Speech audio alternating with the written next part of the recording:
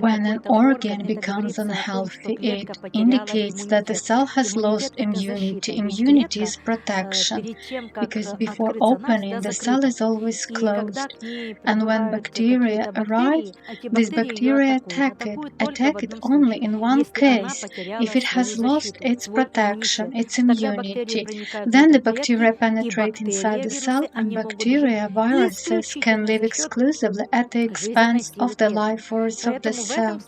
Therefore, in this case, when a cell becomes diseased, naturally information is transmitted to other cells, and naturally these viruses and bacteria penetrate other cells, and the organ becomes diseased. But it turns out, my friends, that this disease-affected organ transmits information about its illness to all organs.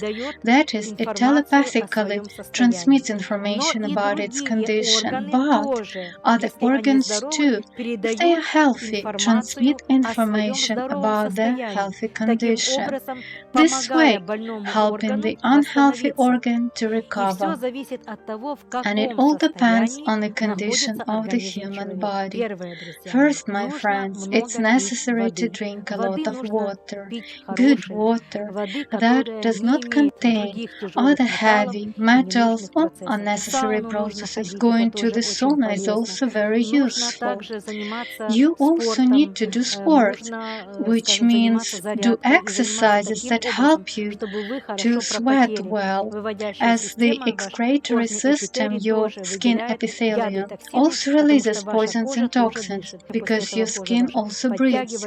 After that, your skin tightens, dead cells are removed, and new cells are born, and you become younger thanks to such processes. You need to take care of yourselves, my friends. You need to cleanse your gastrointestinal tract. Be sure to do so, because if you don't do that, your villi in the intestines, which cover your intestines, they can get clogged with mucus, various toxins, poisons, or unneeded waste that has not been removed from your body in time. That is, you need to clean your intestines. There are methods that cleanse you. And of course, nutrition. Don't eat meat at all, because meat is very toxic for your body. If you don't eat meat and replace it with fish, you will feel lighter. You won't feel heavy in your stomach.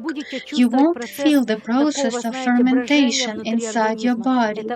It's very useful. You need to eat a lot of vegetables, my friends. A lot, because it's the vegetables that create and produce protein in your body.